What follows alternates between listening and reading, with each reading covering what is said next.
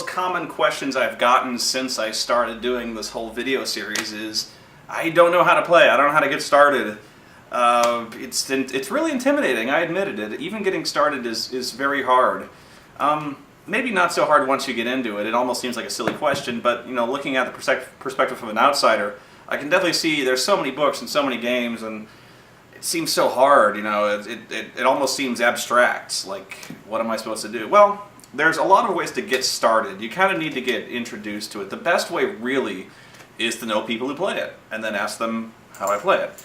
And I admittedly, that's the hardest part, is finding people who share that interest. And even I'm struggling with that right now. I'd love to get a game together, but I don't know any friends who really play it. I know one or two, but you really need about, at least 3 other people to play an RPG, preferably 4 to 6. That's a lot of people, and that's a lot of schedules to mesh together, especially when you're playing. It's a 5-hour game. Typically most sessions last 4 to 5 hours, sometimes more. And finding 4 to 6 people with schedules that can fit in a 5-hour slot of time, that's rough, especially today. Which is why I think online is such a big part of gaming now, and I think a lot of people should pursue online gaming over Skype.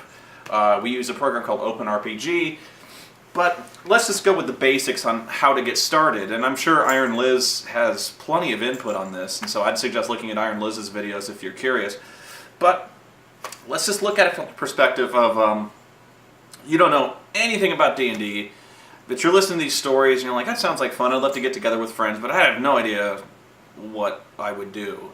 And my friends would like to try it, but we have no idea. Let's just go from the perspective of complete noobs, 4 to 6 noobs who no clue what to do. Well, the best idea, I think, would be to try, there's gateway games, there's games that are kind of like D&D, but aren't quite the full experience, and that might seem like cheating or might seem like copping out, but it really is a good start. And there's a lot of games that used to do that. The game I started with is a board game, and there's a few of them that were around back in the 80s and 90s that you can't get anymore. Well, you could go to eBay or something like that. But there was a really classic game called Hero Quest, and I actually don't have that game anymore. We actually wore it out. We pretty much wore the pieces out. We used it so much. What Hero Quest is it's a 5-player game, 4 players and a guy who runs the story, called the storyteller or dungeon master. And what it is you put the board out and you have these little stand-up pieces and you make a map on the board. And the guy running the story has a little book and he reads the story, and you have an objective. He tells the players an objective, and the players have set rules. They move a certain speed and they hit with certain weapons. You can equip your characters. It's very simple. It's a very quick board game, and there's no abstractness to it. It's very hack and slash. So when the players enter a room, the DM tells you what's in the room, and they fight the things, and they look around, and they get the items, and they go to the next room. And so, it's very simple, very exploratory, impossible to mess up, really. And so if you've got kids, or you don't know anything about role-playing, and you just want to see if you can get the gist of it, see if you'd like it, and just kind of get in the groove of it, kind of get in the whole fantasy groove, equipping characters, getting that kind of thing. Hero Quest was a great game to get started. It's a great way, and once you start playing this board game, you can start thinking like, well, I could write stories. I could make a dungeon and have players go through it. I don't need this book, and that's where the role playing gets started. Or, role playing really starts when you start moving out of the pure hack and slash, and adding a story to it, and having the players make decisions and solve puzzles on their own. That you're not necessarily hand-holding them. Not that dungeon crawling is a bad thing. It's just that the dungeon crawling is where it starts. Is the real meat and potatoes, the fighting orcs and slaying monsters. That's where it really starts, and then you can start to tell stories. Other games that are really good for that, like Hero Quest. There was a parallel game made by TSR back in the day, and you've actually seen my video of it probably, called Dragon Strike. Had a really cheesy video to it, but ironically enough, it was really perfect to get you in the mood for what role-playing is like. It's cheesy, of course, but it's got the players sitting around, and there's a DM, he's telling the story, and you can kind of put yourself in that perspective of you playing these characters almost like it's in a movie. And that's really what D&D is kind of, the DM is making a movie that's imaginary, and you're playing in it. You're playing characters in like Lord of the Rings or something like that. So Hero Quest, Dragon Strike, there's a couple new games that are almost identical to Hero Quest in that regard. Wizards of the Coast released games called Castle Ravenloft, Shard of Ashardalon, I think it's Shard of Ashardalon or something like that. Wrath of Ashardalon, that's what it is. Those are pretty simple games. Ironically enough, I don't like them as much as the game I'm about to show you. My brother picked this up. It's a board game called Descent: Journeys in the Dark. It's a lot like Hero Quest, but there's a lot more options to it. There's a lot of expansions to it. There's a lot more characters to choose from. Hero Quest only has 4 characters. There's a lot of characters to choose from here, and you can kind of get in the... This helps you think kind of tactically and, working as a team, because teamwork is really essential to these games. There's a lot of really cool pieces. The maps they actually fit together like puzzle pieces, so you're not using the same board all the time. It's pretty clever, and I actually think they started adding some campaign rules to it. It used to be like in Descent, your character started at like nothing and then they became heroic gods at the end of it. There actually is kind of rules to keep characters progressing through these stories, so you can have the same character going through them. Descent is really good. If you're looking for that D&D style board game, that's a good place to start. But if you want to jump right into role-playing, there's a few options. One Wizards of the Coast product I really like is the Red Box. There's a new Red Box out here, which really is a hand-holding guide. And I'm not saying this like people are stupid for needing a hand-holding guide. A lot of people do. I would have needed this back in the day. This is a really good introductory series of books to D&D. Basically what it is the book inside of it is essentially a choose-your-own-adventure book, which is actually another good way to get into D&D, is to find out choose-your-own adventures. It's that kind of decision-making that goes into it. And so it really holds your hand through just a very simple setup of an adventure. Like you're riding down the King's Road when all of a sudden you see smoke in the distance and you hear the sounds of steel clashing on steel. Well, what do? And it gives you like 5 options. Do you ride forward boldly down the road with sword drawn? Do you ride off into the undergrowth and sneak around? Do you cast a spell on yourself to make yourself invisible and peer from above? Or do you send your animal companion to go scout things out while you stay behind? Or do you draw your bow or something like that? Very simple options, and it kind of tells you as you make these decisions what kind of character you'd be ideal to play. It really is quite fantastic if you don't know anything about D&D, because it explains to you all these various concepts. It's like a tutorial. And if you're trying to get kids into it, or if you have a friend who doesn't know anything, which is very common to not know anything about D&D, this is a great series of books. And it even has a little book teaching you how to Dungeon Master. So what Dungeon Mastering is you explain the story. You're basically telling the players what they see. So the players go, we walk into the room, and the DM goes, okay, here's what's in the room. And then the players say, well, if there's a monster in the room, well, we'll fight it, or we'll talk to it, or if there's nothing in the room, well, we'll search for treasure and stuff like that. And so it really is, what the Dungeon Master does is, at a most basic level, is he acts as the director of the movie the players are in. And so they make decisions depending on their own characters, which might be good or evil, usually good. And then, from there, that tells a story. And so a DM, the trick for the DM is he has to adapt. Because the DM clearly has a way he wants the adventure to go, but you have the X factor of the players having free will, which is often where the best stories come from. So learning to deal with that is really just a matter of experience, but the Red Box is very, very good. If you think you have the gist of it and you don't need the hand-holding guide, ironically enough, most of the players' handbooks you'll find are pretty good at spelling things out at a basic level. So if you know the gist of role-playing, and you know generally what I'm talking about, but you don't know where to start with a game, well, it's very simple. Really what you're looking for, almost whatever game you want to play, Shadowrun, Call of Cthulhu, Dungeons & Dragons, Spycraft, 7th Sea, Earth Dawn, anything, what you're really looking for is the player's handbook. As long as you look for it or ask for it, I'm looking for the player's handbook to Dungeons & Dragons. Well, there you go. This is the player's handbook to Dungeons & Dragons. And you open this up, and really, especially Dungeons & Dragons, say what you will about the quality of the game, whether you like it or you don't like it, you don't like the way things are going. Wizards of the Coast is really, really trying hard to attract new gamers. And to make it as not intimidating as possible, to get players in there. So they do a really good job of holding your hand step by step and teaching you the basics of D&D. So while this might look like a really intimidating book, it's not.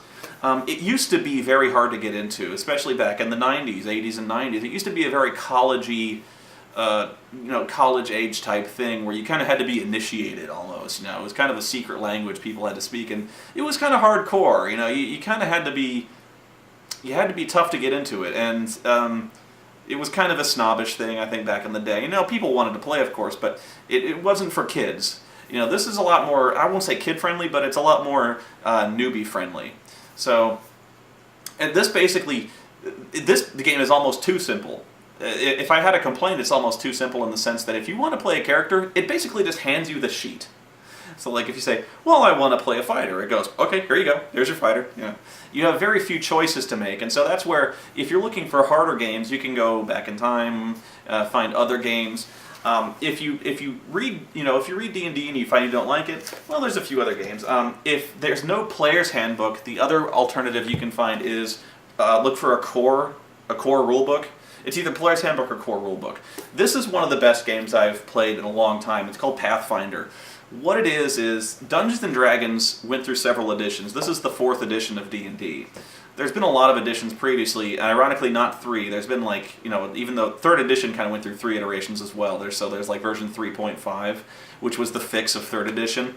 But basically what Pathfinder is it's kind of a fix to all the problems people had with 3rd edition. It's probably the best iteration of 3rd edition D&D, and probably one of the best games out there. I would really highly recommend Pathfinder if you're looking for that kind of mix between this is very easy, this is more challenging. So, but if you're into this kind of thing, it's very good. Now, another problem a lot of people have is, well, somebody has to run the game. That's a very difficult job. I mean, I've told you tons of horror stories about running the game. It's very scary. So people often ask, well, I don't know. I'd like to DM, but I don't know what kind of story I want to tell. I've just never done it before. And that's where you have pre-published modules. People have written modules that they're pre-generated. You basically read the book and you read the entries right out of the book. And I used to kind of turn my nose up at that, but they're really good places to start a campaign.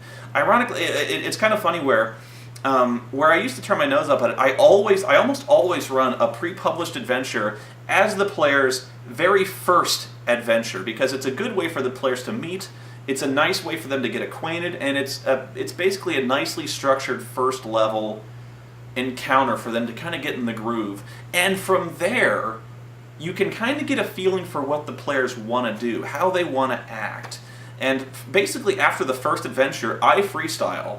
I write the adventures, I kind of write my own plots, but the first adventure is usually scripted, and from there I know things will generally lead in a very logical direction. Something will get stolen, somebody will get killed, and they'll want to get revenge, they'll want to get their stuff back, or they'll just want to follow up on a lead that happened in the first adventure. I find it's very organic the way it happens, but what kind of adventure module would you choose? There's a lot of them.